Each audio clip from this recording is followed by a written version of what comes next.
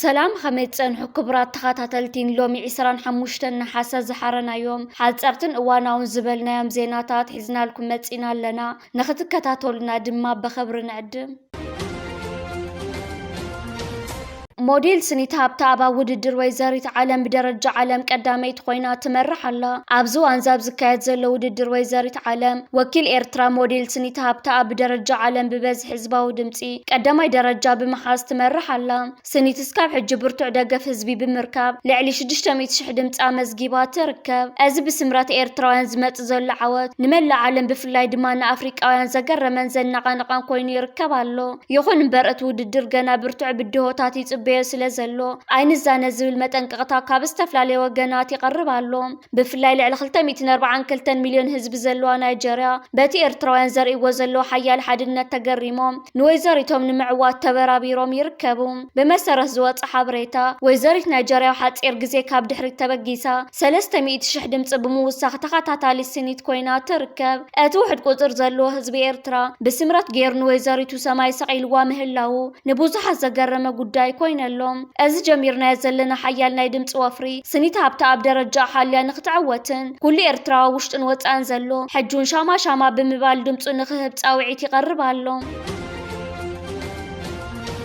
ነበር ፕሬዝዳንት ናይጀርያ ኦሉሴጉን ኦባሳንጆ ናብ ትግራይ ምምጽኦም አመልኪቱ ዝተዋሃበ መግለጺ ነበር ፕሬዝዳንት ናይጀርያ ኦሉሴጉን ኦባሳንጆ ትማሊ 25 ነሐሰ ናብ መቐለ መጽኦም ምንባሮም ይፍለጥ እዩ ይኹን እምበር እቲ ዝተገበረ ምብጽሕ ቀዲሙ ብስሩዕ ብዝተተሓዘ ቆጽሮም ፕሮግራምን ዘይኮነስ ሃንደበ ዝተገበረ ምብጽሕ ነይሩ ይኹን እምበር ፕሬዝዳንት መንግስቲ ትግራይ ቀዲሙ ተተሓይዝ ዝነበረ ፕሮግራም ዓጺፎም ረኺቦም አዘራሪቦም ኣለዉ ኣብቲ ዝተገበረ ዝርብ መሪሕነት ትግራይ ኣብ ዝሓለፈ ሰነ ተገበረ ምርዳን ዘርብን መሰረት ትርጉም ዘለዎ ክትትልን ቁጽጽርና ተገበረ ብዘይ ምምጹ ሕጉሳት ከም ዘይኮኑን እቲ ኩነታት ናብ ዝኸፈ ወጥረ ከም ዝዓረገን ነቶም ፕሬዝዳንት አብርሃም እዮም ካብዚ ብምብጋስ ድማ ምስ መንግስት ፌደራል ዘርብ ክጅመር እንተኮይኑ እዞም ስዑ ነገራት ምምላስ መሰረታውን ቁልፍን ከም ዝኾነ አስሚሮም ለለው ንሳቶም ድማ ናይ ኢኮኖሚ ማዕቀብን ዕጽዋን ምልዓል ሙቁራጽ ወታደራዊ ክባን ተፈጢሩ ዘሎ ወጥሪ ምርጋብን ላዕላው ግዛት ትግራይ ናብ ንውር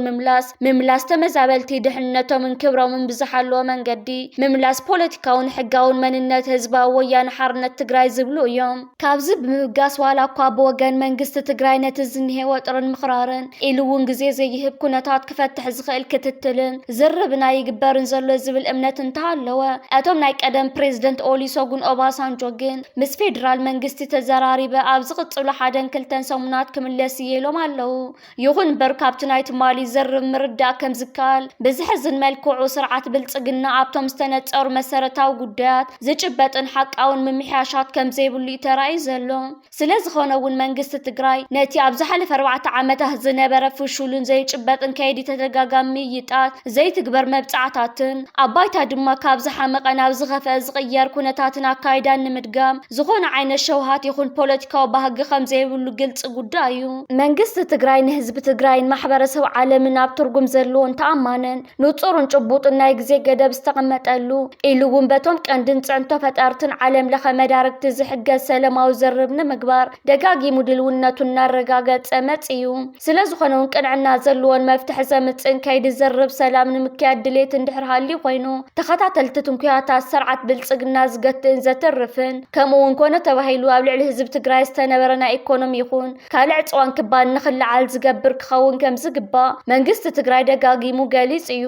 በዚ መሰረት ሰላምን ምርጋን ብዘይ ጭቡጥ ምርጋን ናይ ቀደም ሰዓብ መስራሓትን ክረጋገጽ ኣይኽእልን ቁኑዕ ሓቃውን ቀጻር ርክባትን ዘርባትን ናይ ኩሎም መዳርግቲ ኣካላት ዝሓትት እዩ ካብዚ ብምብጋስ መንግስቲ ትግራይ ትርጉም ዘለዎ ሃናጻይን ለውጢ ዘምጽእ ናይ ሰላም ዘርባትን ርክባትን ንምግባር ኣብ ዝኾነ ይኹን እዋንን ኩነታትን ድልዎ ምዃኑ ይገልጽ ኣብ ደቡብ ሱዳን ብዕጡቃት ብዝተፈጸመ ደባይ መጥቃዕቲ 2 ኣባላት ዓቃቢ ሰላም ኢትዮጵያ ከም ዝተቐተሉ ሕቡራት ሃገራት ኣፍሊጡ እቲ ነቶም ወታደራት ኢላማ ከም ዝገበረ ዝእመን መጥቃዕቲ ካልኦት 3 ዓቀብቲ ሰላም ሓዊሱ 7 ሰባት ናቁሲሉ እቲ ኣብ ደቡብ ሱዳን ኣካል ተልእኾ ሕቡራት ሃገራት ዝነበሩ ወታደራት ኢትዮጵያ ዝተቐተሉሉ መጥቃዕቲ እቶም ሓይልታት ዓቃቢ ሰላም ኣብ ግዛት ጆንጌሊ ናብ ዝርከብ ፓጁት ዝተባሃለ ከባቢ ይጓዓዙ ኣብ ዝነበሩሉ እዩ ብ24 ነሐሰ 2026 ተፈጺሙ እዚ ምውፋር ኣካል ናይቲ ኣብቲ ከባቢ ዘሎ ጸገም ጸጥታ ንምፍታሕ ዝግበር ጻዕሪ ምዃኑ ወሃብ ቃል ሕቡራት ሃገራት ስቴፋን ዱጃሪክ ትማሊ ኣብ ዝሃቦ ጋዜጣዊ መግለጺ ሓቢሩ ብዘይ ተፈለጡ ዕጡቓት መጥቃዕቲ በጺሕዎም ዝበለ እቲ ወሃብ ቃል እቲ መጥቃዕቲ ነቶም ኣባላት ዓቃቢ ሰላም ዒላማ ዝገበረ ከም ዝመስል ጠቒሱ ክልተ ኣባላት ክሞቱን ከለዉ ካልኦት 7 ድማ ቆሲሎም እቶም ዝተቐተሉ 2 ኢትዮጵያውያን እዮም ክብል ኣነጺሩ ካብ መንጎቶም ጉድኣት ዝወረዶም 3 ኣባላት ዓቃቢ ሰላም ግን ዜግነቶም ኣይተገለጸን እቶም ካልኦት ግዳያት 2 ኣባላት ፖሊስ ደቡብ ሱዳንን 2 ሲቪላትን ምዃኖም ተፈሊጠሎ ዋና ጸሓፍ ሕቡራት ሃገራት አንቶኒዮ ጉተሬዝ ነቲ መጥቃዕቲ ከም ዝኾነኖ እቲ ወሃብ ቃል ገሊጹ እቲ ዋና ጸሓፊ ንቤተሰብን ፈተውትን እቶም ዝተቐተሉ ኣባላት ከምኡውን ንህዝብን መንግስትን ኢትዮጵያ ዓሚቑ ሓዘን ገሊጹ ንኹሎም ዝተጎድኡ እውን ቅልጡፍ ሕዌት ምነኸበል መልእኽቲ ኣሕሊፉ ተልእኾ ሕቡራት ሃገራት ኣብ ደቡብ ሱዳን ኣብ ዝሃቦ ፍሉይ መግለጺ ነቲ ናይ ዲብያ መጥቃዕቲ ብተሪኹ ነይሉ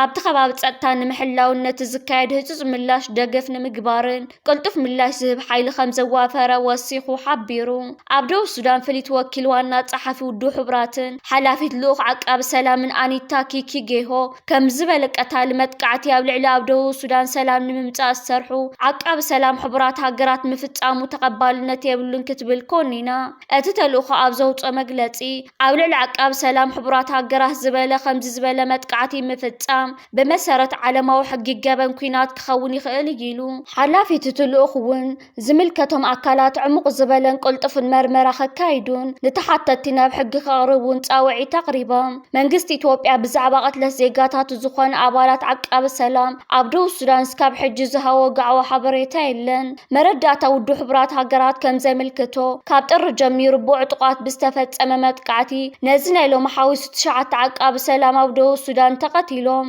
ደቡብ ሱዳን ቅድሚ 15 ዓመት ኣብ ወርሒ ሓምለ 2003 ናጽነታ ምስ ኣወጀ ዝተመስረተ ተልእኾ ዓቃቢ ሰላም ኣብቲ ሃገር ዘሎ ፖለቲካዊ ዓመፅ ንምክልኻል ከምኡውን ሰላማዊ ድሕነት ሰላማውያን ዜጋታት ናይ ምሓዝ ሓላፍነት ኣለዎም ሕቡራት ሃገራት ኣብ 2025 ዝዘርግሖ ጸብጻብ ከም ዝሕብሮ ኢትዮጵያ ኣብ ደቡብ ሱዳን ንዝተዋፈረ ተልእኾ ዓቃቢ ሰላም ኣስታት 1300 ሰራዊት ኣበርኪታ ኣላ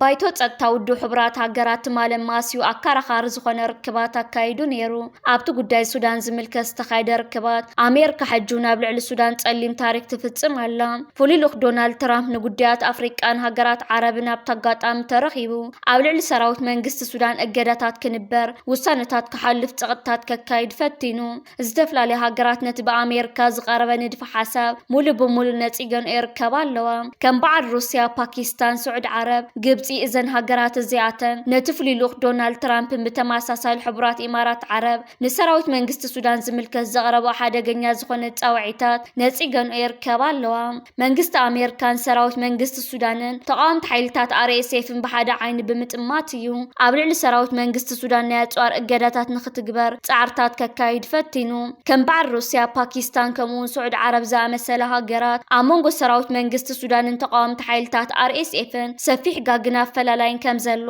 ተቃዋምቲ ሓይልታት RSF ኣብ ልዕሊ ህዝቢ ሱዳን ጆኖሳይድ ዝፍጽሙ ዘሎ ኣካላት ከም ዝኾኑ ሰራዊት መንግስቲ ሱዳን ነቲ ሃገርነት ህዝብን ዝውክል ምክልኻል እዩ ስለዚ ኣብ ልዕሊ ሰራዊት ዝግበር ጸቕጥታት ነቲ ሃገር ዘዳኸምን መመሊሱ ናብ ካልእ ሓደጋታት ዝወስድ ከም ዝኾነ እዮም ምጉት ኣቕሪቦም ዝርከቡ ዘለዉ ሕቡራት ኢማራት ዓረብ ኣብ ልዕሊ ሰራዊት መንግስቲ ሱዳን ጸቕጥታት ክግበርን ናይ ኣጽዋር መሸጣን ካልእ ጉዳያት ደው ክብል ምስ ኣሜሪካ ተሰሊፋ ትማልኽቲ ምጉት ኣምስያ ተርከብ ኣላ መንግስቲ ሱዳን ዘካይዶ ሸመታ ኣጽዋራት ምስ ዝተፈላለዩ ሃገራት በጊዕ ዝተተሓዝዮም ምስ ኤርትራ ግብፂ ስዑድ ዓረብ ቱርኪ ፓኪስታን መንግስቲ ሱዳን ናይ ወታደራዊ ስምምዓት ኣለዎ ምዘን ሃገራት እዚኣተን ብዝተፈላለየ መዳይን መገድን ወታደራዊ ዓቕምታቱ ከምኡውን ወታደራዊ ሓገዛት ክረክብ ጸኒሕ እዩ ተቃዋምቲ ሓይልታት RSF ብመንገዲ ሕቡራት ኢማራት ዓረብ ዘይወግዓዊ ዕጥቂ ነጽዋራትን ክረኽቡ ካብ ጅምሩ ልዕሊ 3 ዓመታት ኣቁፂሮም ይርከቡ ኣለዉ ኣብ ልዕሊ ሕቡራት ኢማራት ዓረብ ኣብ ክንዲ ጸቕጥታት ኣካይድካ نتي أب سودان زكاية زلو قجتن كونتاتن معرفن دو مبالن حبورات إمارات عربن أمريكا نتي أب سودان زلو كونتات مماليسن كقاددا تخطاتلنا نتعذبنا نركبالنا إذا أمريكا بلعلي سراوت منقست سودان منقست نايتهاجرن تكايد زلا خمسة عينة تقطتات منقست السودان مس إيرترا قبطي سعود عرب باكستان تركي زا مثلا زفت أمونا يمكن خالص من معات أو لعلي تقطات غير كامول إجارات نمنبار زقبر زلا حدا جنيا من قصقاسيون